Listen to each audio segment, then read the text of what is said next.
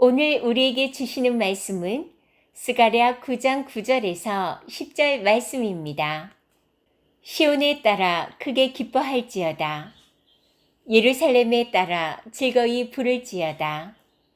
보라, 내 왕이 내게 임하시나니 그는 공의로우시며 구원을 베푸시며 겸손하여서 나귀를 타시나니 나귀의 작은 것 곧 나귀 새끼니라. 내가 에브라임의 병거와 예루살렘의 말을 끊겠고 전쟁하는 활도 끊으리니 그가 이방 사람에게 화평을 전할 것이요 그의 통치는 바다에서 바다까지 이르고 유브라데 강에서 땅끝까지 이르리라.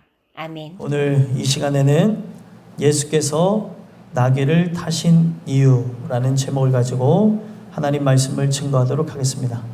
저와 여러분이 함께 스가랴의 말씀을 읽었는데, 스가랴의 이름의 뜻은 여호와께서 기억하셨다라는 뜻을 갖고 있습니다.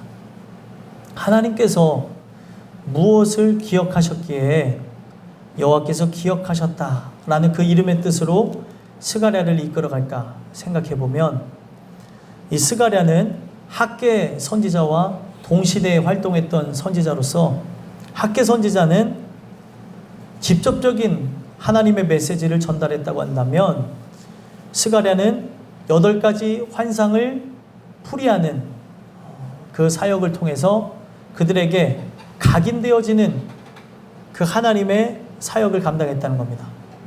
환상을 그들은 풀이할 수 없었어요. 그러나 그 환상을 스가랴가 풀이할 때 그들의 머리와 마음에 각인되는 효과가 있었거든요. 그것을 통해서 간접적으로 주의 복음을 증거했던 자가 바로 스가랴였다는 겁니다. 그런데 이 스가랴가 성전을 재건하는 그런 일들을 위해서 8가지 환상을 풀이하며 복음을 증거했는데도 불구하고 성전이 다 재건되어진 이후에 그들이 학계를 통해서 전달받았던 그런 말씀, 분명히 보잘것없는 성전이었지만 이 성전에 깃든 영광이 솔로몬의 그 성전보다 그 영광이 커야 됨에도 불구하고 그들이 기다렸으나 하나님께서 그 영광을 허락하지 않는 걸 보게 되면서 실망하고 또 좌절하고 세상과 타협하게 되어지며 도덕과 윤리에 대한 부분은 해이해졌고 선민 사상이 모호해지는 그때쯤에 40년 뒤에 이 스가랴가 다시 한번 활동하면서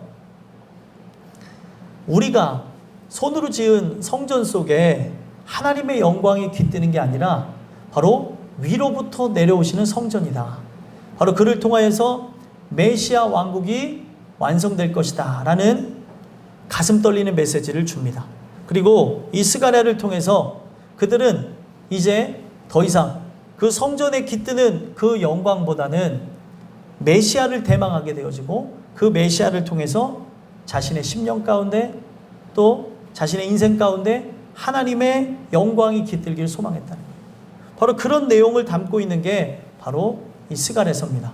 그래서 이 스가랴서를 통해서 특히 오늘 본문을 보게 되면 나중에 오실 예수 그리스도께서 나귀를 타신 이유에 대해서 밝히는 걸 보게 되어지는데, 나귀를 타신 이유는 성경에 있는 그 모든 내용 그대로 예수께서 응하셨다라고 하는 것을 표현해주는 장면인 것과 동시에 예수님은 단지 성경에 있는 그 내용대로 본인이 오셨다라는 메시지만 준 것이 아니라 이 안에 바로 나귀를 타시는 그 모습을 통해서 자신의 의도와 목적을 밝혔다는 겁니다. 나귀를 타시는 것은 그냥 단지 예언되어진 것을 성취하기 위함이 아니라 그 예언을 성취함으로써 자신이 해야 할 사역에 대해서 그들에게 암묵적으로 이야기를 하는 메시지를 담고 있었다는 겁니다. 그래서 소망하기는 저와 여러분이 예수께서 나귀를 타신 이유에 대해서 다시 한번 우리가 깊이 말씀을 듣고 묵상하는 시간을 통해서 예수님께서 나귀를 타신 이유가 바로 여러분들에게 실현되어지는 귀한 은혜가 있게 되기를 간절히 소망합니다. 그래서 예수께서 나귀를 타신 이유라는 제목을 토대로 해서 여러분들에게 세 가지 말씀을 드리고자 하는데요. 첫 번째로 예수께서 나귀를 타신 이유는 공의를 세우시기 위해서 바로 나귀를 타셨다는 것입니다. 9절 한번 읽어볼까요? 9절 말씀 읽어보겠습니다. 시작. 시온에 따라 크게 기뻐할지어다. 예루살렘에 따라 즐거이 부를지어다. 보라, 내 왕이 내게 임하시나니 그는 공의로우시며 구원을 베푸시며 겸손하여서 나귀를 타시나니 나귀의 작은 것 곧 나귀 새끼니라. 아멘. 자, 이 내용을 보게 되면 시온에 따라 그리고 예루살렘에 따라 크게 기뻐할지어다 즐거이 부를지어다 하면서 이야기를 시작합니다. 자, 여기에 표현되어진 걸 보게 되면 딸이라고 이야기를 하고 있어요. 이거는 누굴 얘기하는 겁니까? 구원받을 모든 백성, 바로 저와 여러분들을 상징하는 메시지죠. 그런데 남성으로 표현할 수 있는데 딸로서 표현한 이유가 무엇입니까? 보호받아야 될 존재, 그리고 남편을 만나야 되는, 신랑을 만나야 될 존재로서 표현을 한 거예요. 우리가 영적으로는 바로 여성과 같은 그런 의미로서 받아들일 수 있고요. 그리고 또 영적으로 우리 예수 그리스도는 남성의 그런 의미를 그대로 가져가셔서 신랑의 의미를 갖고 있는 겁니다. 그래서 시온의 딸이라고 하는 것은 예루살렘에 거주하는 사람들, 그리고 구원받을 모든 사람들을 높여 부를 때 시온의 딸이라고 표현을 합니다. 그래서 이상적인 장소, 천국을 의미하는 거죠. 그래서 천국에 들어갈 자녀들아, 이런 의미를 표현한 거예요. 그래서 너희들이 크게 기뻐하고, 그리고 너희들의 그 인생 속에 즐거이 부를지어다. 뭐를 기뻐하고 뭐를 즐거이 불러야 돼요? 바로 우리가 신랑 대신 예수 그리스도를 만나는 그 사건을 의미하는 거예요. 그래서 예루살렘에 따라라고 하는 것도 바로 평화의 터가 되어지는 그 장소에 들어갈 자들. 그러니까 예루살렘이라는 말이나 바로 시온이라는 말이나 다 천국을 상징하고 있다는 거예요. 내 왕이 내게 임하시나니, 내 왕이 내게 임하시나니, 바로 우리를 구원하기 위해서 예수 그리스도가 신랑으로서 우리를 찾아오실 것임을 이야기를 하고 있는 거예요. 그래서 첫 번째로 얘기하고 있는 게 뭐예요? 내게 임하시나니 그는 공의로우시며, 공의롭다는 표현을 썼습니다. 자, 공의롭다고 하는 이 원어의 의미를 보게 되면 차디크라는 단어에서 왔는데, 이 차디크라는 그 의미가 상징하고 있는 게 의롭다, 그리고 깨끗하다, 의롭게 만들다라는 뜻을 갖고 있어요. 자, 그가 공의로우시다라고 하는 것은 다른 것이 아니라 그의 속성, 그의 성품 자체를 어떤 특정 사건과 함께 더불어서 세우겠다는 거예요. 이 세상에는 의로움이 없어요. 자, 의롭다는 뜻이 뭐예요? 옳다라는 거죠. 이 세상에는 옳은 것이 존재하지 않는 더럽고 추악하고 그리고 악으로 창궐한 장소인데, 하나님이 이 세상에 의가 무엇인지, 옳은 것이 무엇인지를 보여주기 위해서 바로 예수를 보내주시겠다는 거예요. 그러니까 나귀를 탈 때 그 의미 속에 예수의 공의를 드러내기 위해서 예수님이 예루살렘에 입성할 때 공의를 세우시기 위해서 들어가셨다는 거예요. 그래서 그 의로움을 세우기 위해서 그가 하나님 말씀에 순종하죠. 하나님은 사랑 자체라고 제가 늘 말씀드립니다. 성경에서 증언한 걸 여러분들 대언했죠. 하나님 사랑, 그 사랑이 무엇인지 보여주기 위해서 세상의 이치와 세상에 갖고 있는 사상으로는 이해되지 않는 것을 보여주시는데, 사랑이 무엇이냐면 내 아들을 죽여 너희를 살리는 것이다 라는 걸 보여줬다는 거예요. 그래서 하나님이 그 뜻을 품고 그 사랑을 실현하기 위해서 하나님이 창세 이전에 계획하실 때에 아들 되신 예수께서 하나님의 그 뜻을 받들어서 사랑이 무엇인지를 보여주기 위해 이 땅에 친히 내려오셨다는 거예요. 그래서 이 땅에 친히 내려오셔서 우리에게 뭐를 베푸세요? 은혜를 베푸시는 거예요. 십자가에서 하나님의 사랑을 그가 힘입어 우리 모든 이들에게 은혜를 베푸시는 거예요. 그래서 그가 십자가에 죽으시는 그 사건이 뭐예요? 의라고 하는 증표를 세우게 되어진 거예요. 아, 의로움이 저것이구나. 저번 주에 말씀의 제목 혹시 기억하시나요? 네, 인장으로 삼으리라는 말씀 나눴어요. 바로 예수 그리스도를 십자가에 죽게 하시면서 의라는 증표가 무엇인지를 보여줬어요. 그래서 그 예수와 함께 우리가 만나고 그의 예수의 피로 정결케 되어지는 은혜를 겪게 되어지면 바로 여러분들은 도장을 받은 것처럼 인장을 삼게 되어지는 거예요. 예수님을 인장 삼으셨고 그 예수님을 통하여서 여러분들이 그 인장을 받음으로 그 인을 치게 되어짐으로 하나님의 바로 백성 그리스도인으로 살아가게 만들어 주셨다는 겁니다. 그래서 예수님이 의가 무엇인지를 자신의 생명을 버리면서 온 세상 앞에 보여줬다는 거예요. 여러분들과 제가 이 내용을 마음에 받으면서 생각해 봐야 되는 것은 무엇이냐면 우리에게서는 뭐예요? 선한 것을 찾아볼 수가 없어서 예수님이 선한 것이 무엇이냐? 자기의 생명을 버려 구원하는 것이 바로 선한 것이다라는 걸 보여줬어요.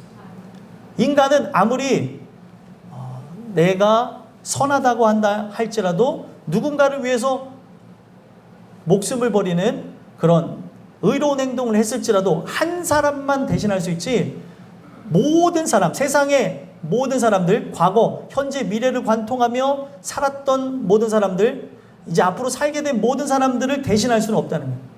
그분만이 하실 수 있는 거죠. 그래서 그분이 의를 세우실 때에 옳은 것이 무엇인지를 보여줄 때에 예수님은 자기의 뜻을 세운 게 아니라 아버지의 뜻을 다 보여주면서 의를 세웠다는 거예요. 그래서 십자가에 세우신 이 사역이 오늘 여러분들과 제가 세워질 십자가에 대해서 지금 스가랴에서 예언하는 거지만 우리는 지금 세워진 십자가에 대해서 듣는 거죠. 그 세워진 십자가의 사건을 우리가 들으면서 예수께서 베푸신 그 의로움이 나와 상관이 있는가 없는가를 돌아다볼 필요가 있다는 거예요. 제가 늘 십자가와 그리스도에 대해서 전달하는 것은 성경이 그거에 대해서 언급하고 있기 때문에 성경 전체가 그 부분을 다루고 있기 때문에 또 말씀을 드리는 거예요. 그래서 이 말씀을 통해 우리가 돌아다 봐야 하는 것은 예수 그리스도의 세우신 십자가가 나와 상관이 있는가?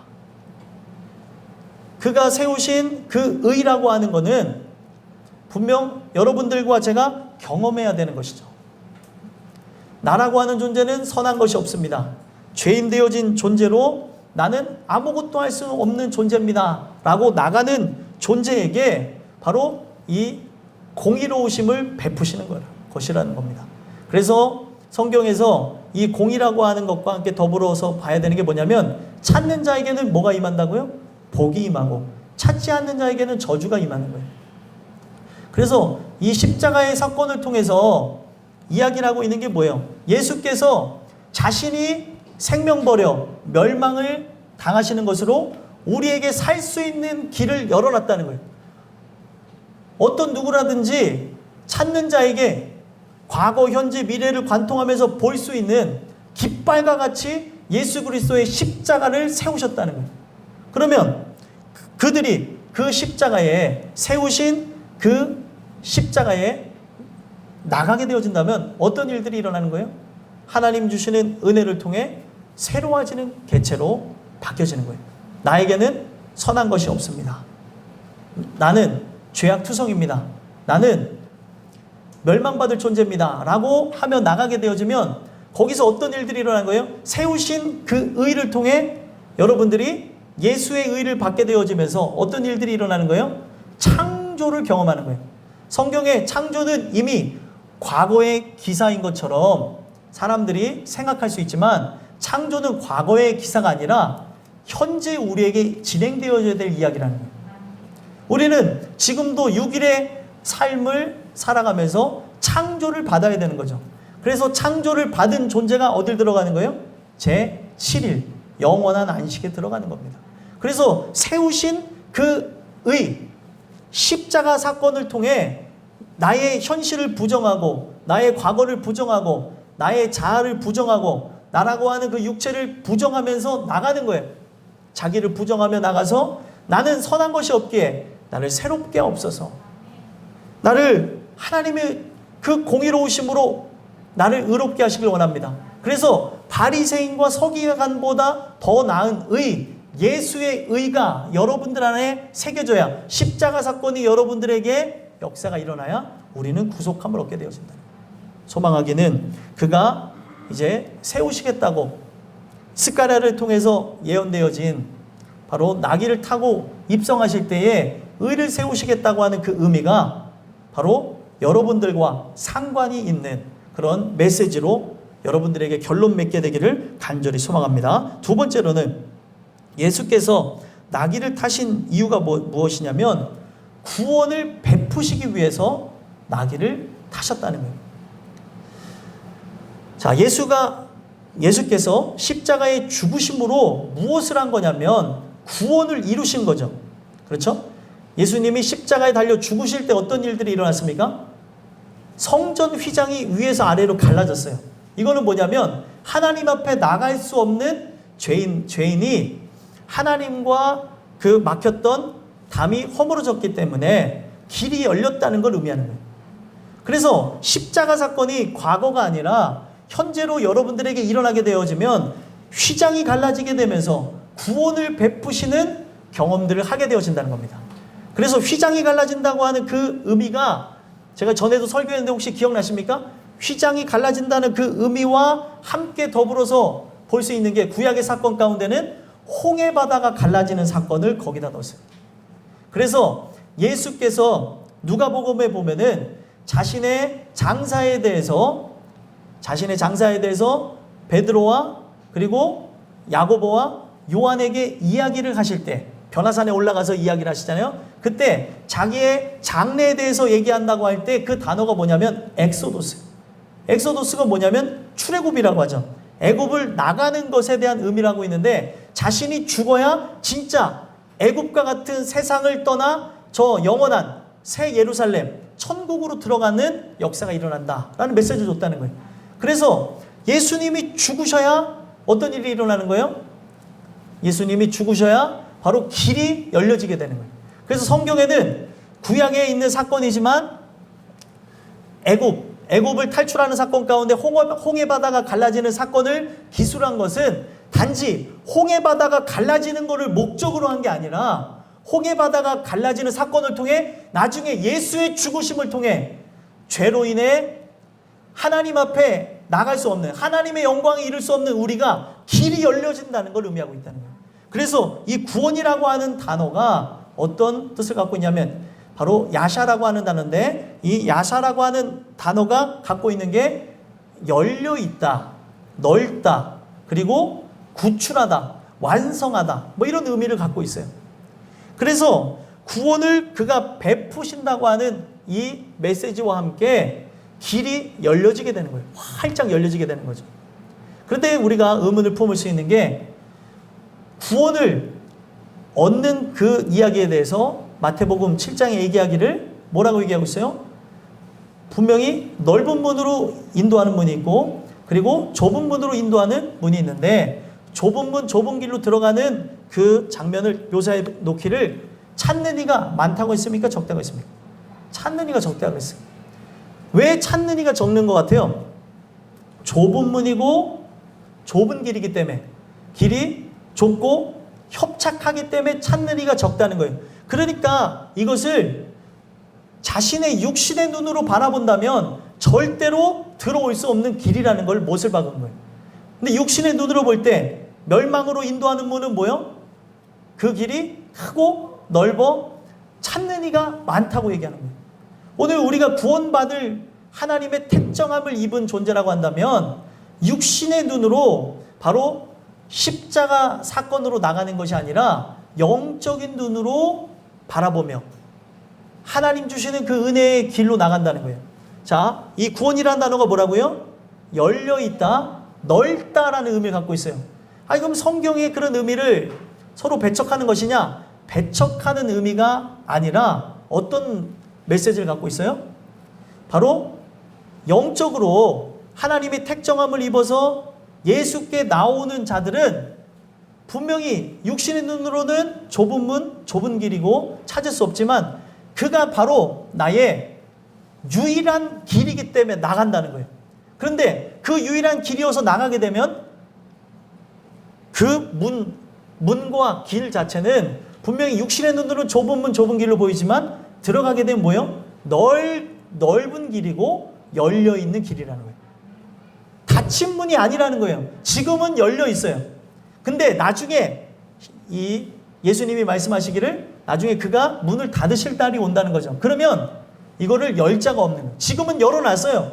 택한 자들이 들어올 수 있도록. 그가 바로 양의 문이라고 되어졌습니다. 양의 문은 양이 그 안으로 들어갈 수 있는 길을 열어놨다는 거예요.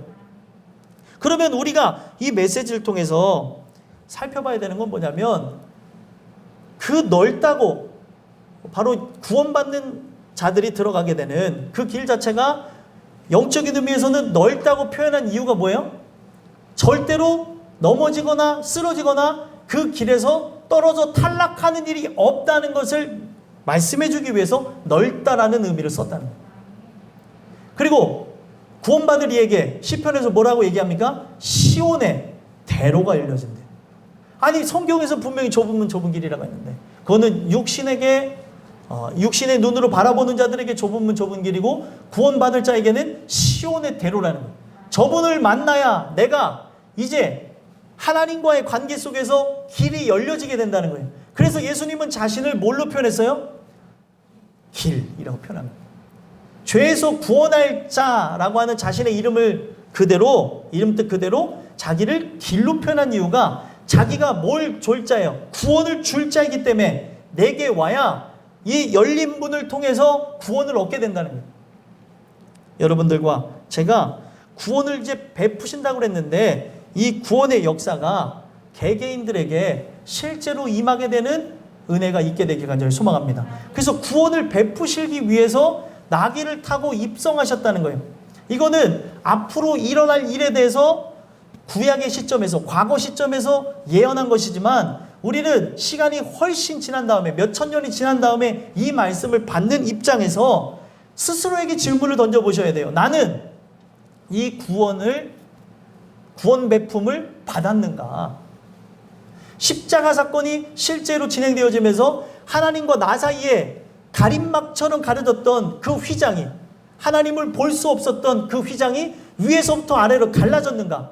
실제로 경험할 때만 이것이 찢어져 하나님 앞에 나갈 수 있다는 거예요.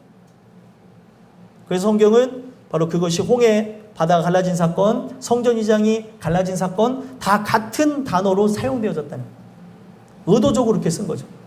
여러분들과 저는 이 구원을 베푸신다고 하는 이 거룩함의 역사가 저와 여러분들에게 실제로 이루어지게 되기를 간절히 소망합니다. 그래서 이 구원을 우리가 얻은 존재라고 한다면 어떻게 되어지는 거예요?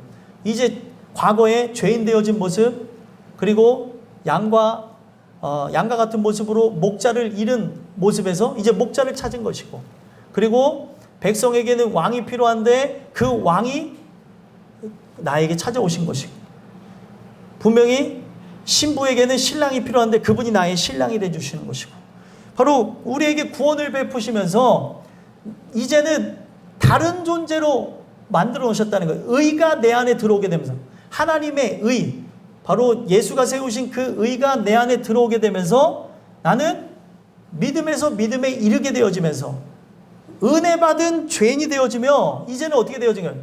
창조를 받은 존재. 성경에서 말한 창조가 과거가 아니라 실제 창조를 받은, 새로운 창조를 받은 존재가 되었다는 거예요. 단어가 정말 중요한데 성경에서 말하는 창조는 그냥 옛 창조가 아니라 우리 모든 사람들이 실제로 영적으로 창조되어지는 걸 경험하지 못했다면 창조는 이루어진 게 아니에요. 그래서 그 창조가 이루어지기 때문에 저는 그냥 창조라고 얘기합니다. 그래서 성경은 다른 측면에서 뭐라고 얘기해요? 이것을 새로운 창조라고 하죠. 이전에 없었던 창조. 그래서 여러분들과 제가 이런 새로운 창조를 받은 존재가 되어졌다고 한다면 구원받은 자로서 하나님의 영광 위에 살고 바로 구원 감격 속에 살아가게 되어지는 주의 백성들이 되었으면 좋겠습니다. 이 은혜가 여러분들에게 풍성하게 임하여져야 우리가 오늘 살아가면서 구원받은 존재임에도 불구하고 마귀는 뭐예요? 근시안적으로 썩어질 것을 바라보게 하면서 저 표대를 향해 나가는 삶이라는 걸 잊어버리게 만드는 거예요. 여러분들이 아직 구원을 받지 못했다고 한다면 구원받기 위해서 더욱 간구했으면 좋겠고요. 나는 이제 구원받았다고 한다면 구원의 감격을 잃어버리지 않길 소망합니다. 다윗처럼 바로 성령의 충만함을 위해서 기도하셨으면 좋겠어요.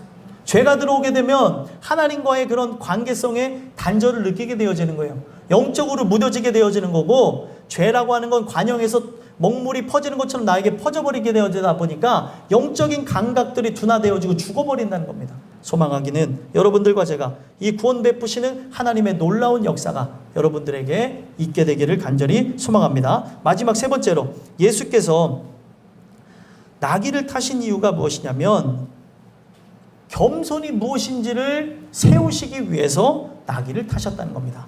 그래서 겸손하여서 나귀를 타시나니 나귀의 작은 것 곧 나귀 새끼니라. 자, 여러분들 겸손이 뭘까요? 겸손이라고 하는 것을 원어의 의미로 보게 되어지면은 아나라는 단어에서 왔어요. 누르다, 뭔가에 눌렸다는 걸 의미하고 하나님의 그 말씀에 의해서 자기의 모든, 인간으로 치면은 육신의 정욕, 안목의 정욕, 이생의 자랑이 눌려있는 상태예요. 그래서 어떻게 돼요? 자기를 낮추게 되는 거죠. 예수님 또한 마찬가지입니다. 예수님이 누구의 뜻을 이루셨어요? 아버지의 뜻, 아버지의 뜻을 이루셨는데 그 아버지의 뜻을 이루신 이유가 뭐예요? 아버지의 말씀으로 가득 채워진 거예요. 그래서 자기를 낮추시면서 하나님의 뜻 가운데 나가는데, 왜 자기를 낮췄다고 얘기하냐면 자기의 이익과 뜻을 구하지 않았기 때문에 그런 거예요. 그래서 이 겸손이라는 단어와 연관성을 띠고 있는 게 무엇이냐면, 성경에서 말하는 겸손이 뭐라 그랬어요? 혹시 기억나십니까? 성경에서 말하는 겸손은 딱 하나하고 연결됩니다. 무엇이요? 하나님의 말씀에 붙어 있는 것. 그래서 데밭이라는 단어하고 연관성을 띠고 있습니다. 데밭이라는 단어가 뭐냐면 접착성이 있다. 꿀. 하나님의 말씀을 뭘로 표현했어요? 꿀송이로 표현했죠. 꿀송이보다 더 달다 그랬죠. 그 이유가 뭐냐면 진짜 달콤해서 그렇게 표현한 것도 있지만 그 말씀이라는 거에 우리는 붙을 수밖에 없는 존재. 그 접착성 있는 그 말씀에 붙어서 결국에 어떻게 해요? 하나님의 은혜 가운데 살아가게 되어지는 거예요.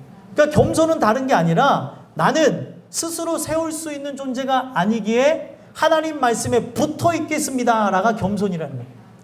그러면 스스로 어떤 느낌상으로 세워졌는 줄 아는 사람 다 거짓말이고 가짜입니다. 하나님이 진짜 겸손한 자라고 인정하는 자는 하나님 말씀에 붙어 있는 은혜 받은 죄인이라는 사실이에요. 그래서 예수님 자체가 겸손하시기 때문에 누구의 말씀에 붙어 있어요? 아버지의 말씀에 붙어 있는 거예요. 아버지 뜻에만 계속 함께 하셨기 때문에 그가 겸손함의 모습으로 뭐를 타셨대요? 나귀를 타셨다는 거예요. 그래서 예수님은 이 땅에 오셨을 때 자기의 뜻을 구하지 아니하고 아버지의 뜻을 이루려 함이라는 것을 계속 강조하신 이유가 뭐예요? 겸손하다는 걸 보여주는 거예요. 그러면 겸손의 끝은 무엇이냐면, 꾸며낸 겸손도 있을까요? 없을까요? 있어요. 성경에 보면 꾸며낸 겸손이 있다니까요. 우리가 말씨나 어떤 행동을 겸손한 척 하면서 하는 게 겸손이 아니라, 겸손은 때로는 아직까지 우리의 말씨가 좀 투박할 수도 있고 행동이 좀 어설플 수도 있어요. 근데 겸손은 뭐예요? 아버지의 말씀에 철저하게 붙어 있는 게 겸손이에요. 사람들에게 인정받는 어떤 행동 교정이 된 사람이 겸손한 게 아니라, 행동이 좀 드센 것 같더라도, 여러분 세례 요한의 말씨가 어땠을 것 같아요? 세례요한의 말씨와 예수님의 말씨는 강력했습니다. 특히 세례요한의 모습은 어땠어요? 겸손한 자의 모습하고 좀 거리가 멀죠. 완전 들사람으로서 약대 털옷을 입고 있고 그리고 돌꿀을 먹으면서 살아가는 완전 들사람이었습니다. 햇볕에 그을렸을 것이고 그는 투박한 모습 자체였기 때문에. 그리고 입에서 나오는 얘기가 뭐예요? 회개하라. 그리고 예수님 입에서 나오시는 말씀이 뭐예요? 독사의 자식들아. 이런 메시지만 나왔다는 거예요. 그래서 고운 모양도 없고 풍채도 없는 바로 그분이 누구였었어요? 예수님. 그러니까 이 내용을 통해서 살펴봐야 되는 게 겸손이라고 하는 거는 우리가 만들어낸 이미지에서 겸손인 경우가 많지 성경에서 말하는 겸손은 독불장군의 모습을 갖출 때도 있고 어떨 때는 꽉 막힌 모습을 보여줄 때도 있다는 거예요. 저 전리품을 취하면 될 것을 왜 버리고 가냐는 거예요. 하나님은 사울왕에게 얘기했던 게 뭐예요? 전리품을 취하지 말아라. 아말렉을 진멸해라. 그럼 진멸하면 되는 거예요. 그런데 거기서 진멸하지 아니하고 전리품을 취하는 그 모습, 하나님께 제사하겠다고 가는 이 모습이 절대 선하지 않다는 거예요. 인간의 머리로서 그리는 겸손하고는 다른 모습이라는 겁니다. 그래서 우리가 이 겸손의 그 의미를 보게 되면 이 단어 속에서 찾을 수 있어요. 나귀를 그냥 타신 게 아니에요. 뭐라고 얘기합니까? 나귀의 작은 것, 곧 나귀 새끼를 타셨다고 그랬어요. 그냥 나귀를 탄 게 아니고 나귀의 새끼를 탔대요. 자, 전쟁을 하려고 하는 입장에서 출정하는 입장이었다면 입성할 때 뭘 타겠습니까? 말을 타죠. 그래서 그냥 말을 타는 것이 아니라 준말을 탈 겁니다. 아주 똑똑하고 명석해서 또 달릴 때에 용이하고 빠른 말을 택했을 거라는 거예요. 근데 예수님은 말을 타지 아니하고 나귀를 탄 이유가 뭐예요? 자기는 전쟁하고 상관이 없다는 것. 나는 저 로마 군대를 타파하기 위해서 온 존재가 아니라 내 자신을 죽여 모든 이들을 살리는 길을 여시겠다라고 하는 입장에서 오셨다는 거예요. 그래서 전쟁을 하려고 하는 출정자의 모습이 아니라 전쟁하고는 상관이 없는 전쟁을 종식시키는 자로서의 모습을 갖고 바로 입성하셨다는 겁니다. 왜 전쟁의 종식이라는 단어를 제가 쓰는 줄 아십니까? 십자가 사건을 통해 마귀와의 영적 전쟁이 끝을 맺는 거예요. 마귀의 머리를 부숴버리는 겁니다. 그렇기 때문에 전쟁을 종식하기 위해서 입장하는 거예요. 싸우려고 하는 게 아니에요. 십자가에 죽는 그 순간 전쟁의 승리가 이루어지게 되는 거라는 거예요. 그러니까 바로 예수님께서는 나귀를 타신 거고 나귀의 작은 것, 곧 나귀의 새끼를 탔다고 했어요. 그리고 여러분들 일부러 나귀를 탔다고 하는 이 장면을 통해서 생각해 봐야 되는 것, 작은 나귀 새끼를 타셨다고 그랬어요. 자, 이 내용을 보면은 우리가 기억해야 되는 게 그냥 나귀를 타는 것도 이해가 안 되는데 나귀의 새끼를 탔다는 것은 바로 예수님의 굳은 의지를 보여주는 겁니다. 어떤 걸 보여주는 거예요? 죽기까지 복종하겠다는 의미예요. 바로 예수님이 죽으시겠다고 하는 그 표현을 나귀의 새끼를 타고 입성하는 걸 통해 보이셨다는 거예요. 자, 오늘 우리가 기억해야 되는 것은 예수님이 성경에 보게 되면 자신이 오신 건 이유가 뭐예요? 자신의 몸을 대속물로 주기 위함이라. 우리보다 낮아진 개체로 종의 형상을 입고 왔다 그랬어요. 종의 모습으로 오셨대요. 그래서 종의 모습으로 와서 어떻게 한 거예요? 나보다 낮은 종이기 때문에 종은 주인을 위해 뭐를 버릴 수 있습니까? 목숨을 버릴 수 있어요. 훌륭한 종은. 그렇죠? 과거의 어떤 영화나 드라마 이런 소설이나 이런 내용들을 보게 되면 역사적인 실제적 사건을 보게 되면 훌륭한 종은 주인을 위해 목숨을 버립니다.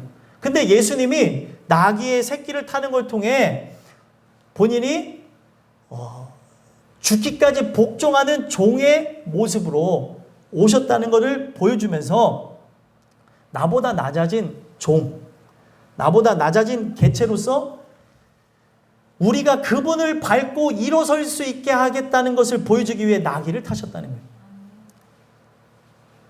보통 예수님이 나를 밟고 가셔야 되는 게 맞잖아요. 그렇죠? 근데 예수님은 반대로 내가 예수님을 밟고 올라설 수 있도록.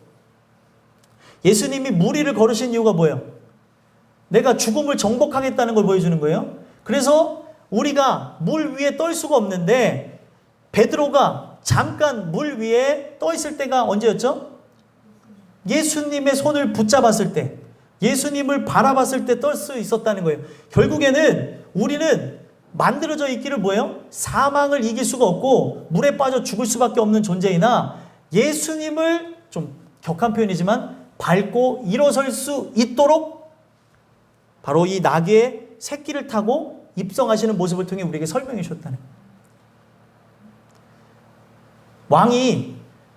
왕이 자기의 권력을 절대적으로 상징할 때 역사적으로 어떤 모습을 보니까 신하의 막 등을 밟고 가는 모습도 보여줘요. 내가 바로 너희들 위에 서 있다는 것. 근데 예수님은 반대로 자신을, 몸을 납작하게 죽기까지 복종하시는 걸 통해 내가 그분을 밟고 일어설 수 있게 하셨다는 거예요. 그러니 이게 얼마나 큰 은혜고 얼마나 큰 사랑이냐는 거예요.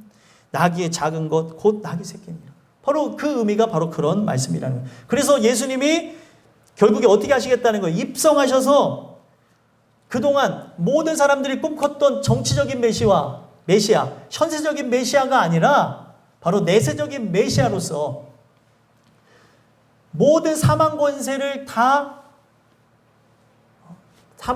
이기시고 부활하실 것을 그들에게 보여주면서 예수님을 통해 사단의 모든 권세는 타파되어지고 사망 권세는 다 물러가게 되어지고 우리가 살 수 있는 부활의 생명을 주시며 입성하겠다고 나귀 새끼를 타셨다는 거예요. 그래서 결국에 그 나귀라고 하는 존재는 겸손도 모습을 상징하고 있지만 또 다른 개체로는 사실 이 나귀가 나를 상징하는 것하고도 같아요. 분명히 이 나귀가 어떤 사람이 소설로 쓴 걸 봤더니 이 나귀가 막 사람들이 환호를 하니까 착각을 하는 거예요. 막 절을 하고 하니까 자기한테 하는지. 오늘 우리가 그런 존재가 될 수 있는데 예수님이 이 나귀 새끼를 탄 것을 통해 자신을 밟고 올라서서 사망 권세를 이기고 승리하라고 하는 입장에 섰다는 겁니다. 그래서 마지막 10절에 뭐라고 얘기하고 있습니까? 한번 읽어보겠습니다. 시작. 내가 에브라임의 병거와 예루살렘의 말을 끊겠고 전쟁하는 활도 끊으리니 그가 이방 사람에게 화평을 전할 것이요 그의 통치는 바다에서 바다까지 이르고 유브라데 강에서 땅끝까지 이르리라. 아멘. 10절 말씀에 얘기하고 있는 게 뭐예요? 에브라임의 또 예루살렘의 병거와 말을 끊겠다. 에브라임은 북이스라엘 상징하는 거고 예루살렘은 남유다를 상징하는 건데 지금 이스라엘 백성들이 거주하는 그 땅에 병거와 말을 끊겠다라고 얘기해요. 자, 병거와 말을 끊겠다는 의미가 뭐예요? 뒤에 보면 딱 얘기하고 있죠. 뭐를 종식하겠다는 거예요? 전쟁을 종식하겠다는 겁니다. 그래서 전쟁하는 활도 끊으리니 이제는 예수가 입성함으로써 전쟁이라는 건 사라져버리게 하시겠다는 거예요. 오늘 여러분들과 저는 이미 이겼다는 걸 믿고 사셨으면 좋겠습니다. 세상을 이겼다고 얘기하고 있어요. 다만 사단의 머리가 파쇄되어졌으나 그 꼬리가 아직도 위력을 하면서 우리를 겁을 주고 있지만 여러분들에게 독을 심거나 여러분들을 해할 수는 없다는 거예요. 두려울 수 있겠죠. 사람인지라. 그런데 이 뱀의 머리는 사단의 머리는 이미 부서졌다는 거예요. 제가 여러 번 말씀드린 것 같은데 저희 누나가 사역하고 있는 제천에 가서 풀을 깎다가 독뱀을 만났어요. 까치살모사를. 근데 머리를 우리 박 목사님이 삽으로 탁 부셨는데 제가 얼마나 겁이 많은지 머리가 박살났는데도 얘가 15분 동안 움직이더라고요. 시간을 재봤어요. 안 죽은 거예요? 죽은 거예요? 이게 말이도 안 되네. 뱀 얘기하니까 지금도 징그러워서 박살났는데. 죽었습니까? 안 죽었습니까? 죽은 거예요. 머리가 박살났는데 그 신경들이 움직이는 거죠. 근데도 그게 위력이 있어서 두려움이 임하더라는 거예요. 그러면 큰 뱀, 옛뱀, 마귀는 우리에게 위력을 줄 수 있습니까? 있죠. 그래서 승리하신 것만 믿자는 거예요. 승리하신 것만 바라본다면 그의 위력에 우리는 쓰러지거나 넘어지거나 낭망하는 것이 없다는 거예요. 이미 심판을 받았기에 곧 있으면 이 세상은 끝납니다. 마귀의 세력도 끝날 것이라는 거죠. 그래서 전쟁하는 활도 끊으니 전쟁을 종식시키면서 예수님이 입성한 이유는 뭐예요? 딱 하나입니다. 바로 그가 이방 사람에게 뭐를 전한대요? 화평을 전하는 거예요. 화평. 바로 예수님 자체가 뭐라는 거예요? 샬롬이라는 거예요. 샬롬. 샬롬 뭐예요? 평화. 평화. 그러면 여러분들과 저에게 뭐가 임해야 되는 거예요? 평화가 임해야 되는 거예요. 내가 진짜 예수를 모신 존재라고 한다면 여러분들의 마음속에 평화가 임해야 되는 겁니다. 근데 마귀가 하는 게 뭐예요? 이 앞에 근시안적으로 더러운 것들을 바라보게 하면서 영원한 감격을 잃어버리게 하고 있다는 거예요. 여러분들에게 십자가 사건, 바로 공의로우시며 구원 베푸시며 겸손하여서 이루신 이 사역이 여러분들에게 이루어졌다면 뭐가 전달돼야 되는 거예요? 화평이 전달돼야 되는 거예요. 여기에 특이하게 이방 사람에게 화평을 전한다고 얘기했습니다. 이방 사람은 뭐예요? 분명히 선민이 아닌 것 같고 구원받지 못할 것 같은 그런 존재들. 성경에 분명히 이방 사람들을 구원하러 오셨다고 누가복음에 그렇게 얘기하고 있어요. 근데 그 이방 사람이 뜻하고 있는 바가 무엇입니까? 죄인, 양, 그리고 또 군사, 그리고 백성, 어린아이, 보호가 필요한 존재들, 과부, 이런 존재들을 얘기하고 있다는 거예요. 그래서 여러분들과 제가 이 내용 통해서 봐야 되는 건 뭐냐면 우리가 바로 그 이방 사람과 같은 저 이스라엘 백성에 들어가지 못할 것 같은 존재인데, 그런 민족인데 하나님께서 은혜를 베푸셔서 한국 땅에 바로 수많은 교회가 있는 중에 땅끝 교회를 택하시고 거기에 여러분들이 이 땅끝 교회 성도로서 부르심을 받아 화평을 받게 되어지니 이게 얼마나 기쁜 일이라니. 소망하기는 나라고 하는 존재에게 하나님은 이 화평을 전달하시려고 나귀를 타고 입성하도록 예수님을 그 길을 여신 거예요.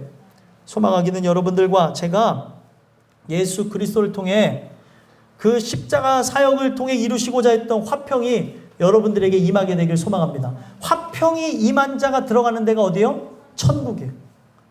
그럼 주 예수를 모셨는데 그 어디나 하늘나라가 돼야 되는데, 하늘나라 내 마음속에 임하여야지만 그 나라에 결국에 들어가게 되는 것인데, 너무 시간의 순서에 따라 후에 들어간다고 생각하며 이 모든 삶 속에서 돌아봐야 될 돌아봄의 문제들을 돌아보고 있지 않은 것인가 한번 살펴봤으면 좋겠습니다.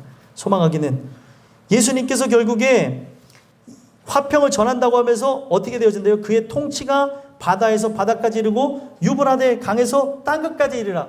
온 세계에 퍼지게 될 거라는 거예요. 만민에게 복음을 전파한다는 거죠. 그래서 그 만민 중에 하나인 나를 오늘 구원하시기 위해서 이 말씀을 주셨다는 겁니다. 그래서 여러분들 나귀를 타신 이유는 뭐예요? 나귀를 타신 이유는 바로 나 때문에 타신 거예요. 결국. 나귀를 타고 들어가신 이유가.